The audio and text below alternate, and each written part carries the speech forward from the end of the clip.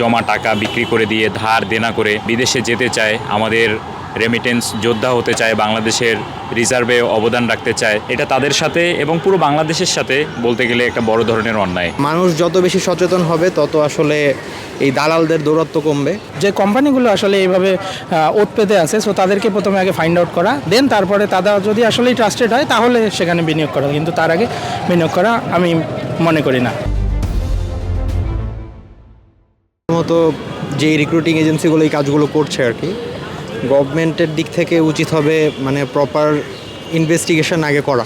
মানে যে এজেন্সিগুলো করছে, মানে একটা এজেন্সি তো আসলে হুট করে ওপেন হয় না, তো ওপেন হওয়ার প্রথমে আসলে তাদের ভ্যালিডিটিটা যাচাই করা, তারা কিভাবে কাজ করছে, তাদের কাজের পরিধি কী, কোন পরিসরে কাজ করছে, এইগুলো আসলে যাচাই বাছাই করে তারপরে তাদেরকে মানে এজেন্সির জন্য তো একটা লাইসেন্স নিতে হয়, সেই লাইসেন্সটা দেওয়া উচিত। আমাদের এদিককার মানুষেরও কিছু সমস্যা আছে, যেমন তারা হচ্ছে কোনো যাচাই বাছাই ছাড়াই টাকা দিয়ে দিচ্ছে দালালকে। তো টাকা দেওয়ার আগে মানুষকে একটু সচেতন হতে হবে, তারা যেন একটু যাচাই করেই টাকাটা দেয়, তারপরে হচ্ছে মানে প্রপার ওয়েতে যেন তারা কাজগুলো করে আর কি। এটার জন্য সরকারের দিক থেকেও কিছু প্রশিক্ষণের ব্যবস্থা করা যেতে পারে। এজেন্সিগুলিকে চিহ্নিত করা, মানে যারা এই কাজগুলো পূর্বে করেছে, মানে তাদেরকে অবশ্যই আপনার চাইলে চিহ্নিত করা যেতে পারে।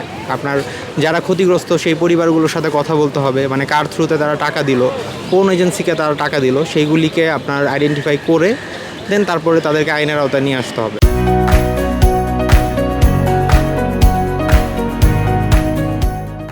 এটা নিঃসন্দেহে একটা বড় ধরনের অন্যায় হয়েছে।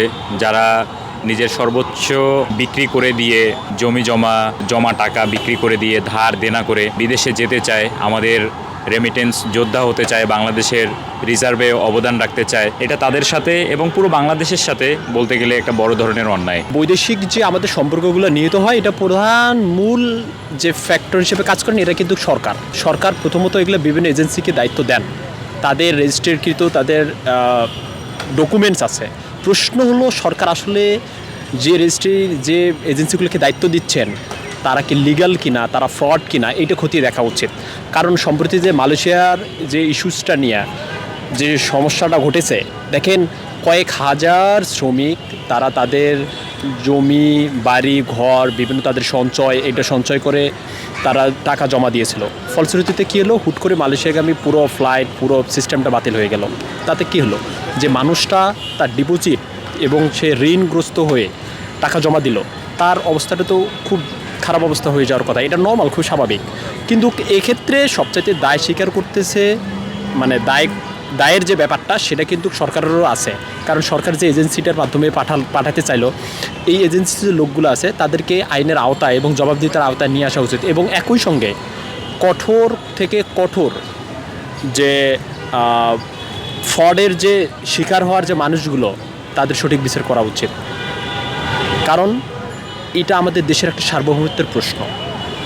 একই সাথে দেশের যে ভাবমূর্তি আছে এটা কিন্তু অন্য দেশের একটা ক্ষুণ্ণ হয়।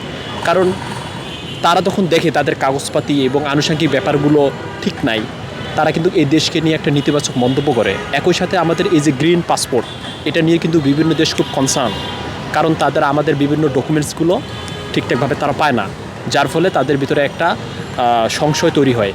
এটা কিন্তু আমাদের দেশের জন্য খারাপ। কারণ বৈদেশিক মুদ্রা অর্জনের ক্ষেত্রে আমাদের শ্রমিক খুবই গুরুত্বপূর্ণ, আমাদের দেশের অর্থনীতি এবং জিডিপি বাড়ার জন্য খুবই গুরুত্বপূর্ণ। এক্ষেত্রে সরকারকে খুব কঠোর পদক্ষেপ নেওয়া উচিত বলে আমি মনে করি। সরকারের যে দিকটাকে নজর দিতে হয় সেক্ষেত্রে আমি বলবো যে প্রথমে যে কোম্পানিগুলো আসলে এরকম রিক্রুটিংয়ের জন্য আসলে আসতেছে, সো তাদেরকে প্রথমে আগে যাচাই বাছাই করা যে আসলেই তারা পাঠায় কি না, বা আসলেই আমাদেরকে যে পাঠানোর পরে আর কি তারা ওই মানে আমাদেরকে ঠিকমতো বাসস্থানের ব্যবস্থা দিচ্ছে কিনা বা কর্মসংস্থানের সুযোগ করে দিচ্ছে কিনা, প্রথমে এইটা আমরা আগে নিশ্চিত করা দরকার। অর্থাৎ আমার মানে যে কোম্পানিগুলো এই কাজের সাথে জড়িত, আমার প্রথমে তাদেরকে ফাইন্ড আউট করা দরকার। সো তাদের আমার মনে হয় যে তাদের কাগজপত্রগুলো যদি ঠিক থাকে এবং আসলে তারা যদি ট্রাস্টেড হয়, তবে আর কি এই উদ্যোগগুলো নেওয়া দরকার। কেননা আমরা আর কি মানে দেখি যে কোনো টাইপের কোম্পানিগুলোতেই আমরা বিশ্বাস করে ফেলি, বা হচ্ছে ওদের একটা অ্যাড দেখে আমরা চলে যাই। সো এই বিষয়টা আর কি আমি বলবো যে তারা অ্যাড হোক বা যেটাই হোক না কেন, সেটা সরকার যেন প্রথমে আগে তাদের তদন্ত করে সেই কোম্পানিগুলোর, তারপরে তাকে অনুমোদন দেয় যে হ্যাঁ আসলে তাকে আমরা একটা ট্রেড লাইসেন্স দিতে পারি বা এইরকম কিছু। এখানে হচ্ছে তারা তো মানে যখন বাইরের দেশে যেতে চায়, সো এখানে যাওয়ার জন্য যে প্ল্যানটা করা পূর্ব প্ল্যান যেটা, সেই পূর্ব প্ল্যানটাই তাদের অনেক বড় একটা ইস্যু হয়ে দাঁড়ায়। কেননা হচ্ছে যে পরিমাণে তারা টাকা দাবি করে সেই টাকাটা তাদের ম্যানেজ করা এটা অনেক কষ্টসাধ্য হয়ে যায়। সো এই টাকাটা ম্যানেজ করতে গিয়ে দেখা যায় যে তারা জমি জমা এবং বাড়িঘর সব কিছুই দেখা যায় যে বন্ধক রেখে যায় বা এরকমভাবে ম্যানেজ করার মানে নিঃস্ব হওয়ার মতো একদম। এখন তাদের মানে মেইন টার্গেটটা হচ্ছে যে আমি এত কিছু খরচ করব তবুও যদি যেতে পারি, কারণ যেতে পারলে এটা হয়তো তুলতে পারবে, কিন্তু তারা আসলে ওই পর্যন্ত যেতে পারে না। এইটাই হচ্ছে সবচেয়ে পরবর্তীতে তারা আর কি নিঃস্ব হয়ে যায় এবং শুধু সে না, তার পাশাপাশি তার পরিবারটাও নিঃস্ব হয়ে যায়। সো আমি এই জন্যই বলবো যে এই যে কোম্পানিগুলো আসলে এইভাবে ওত পেতে আছে, সো তাদেরকে প্রথমে আগে ফাইন্ড আউট করা, দেন তারপরে তারা যদি আসলেই ট্রাস্টেড হয় তাহলে সেখানে বিনিয়োগ করা, কিন্তু তার আগে বিনিয়োগ করা আমি মনে করি না।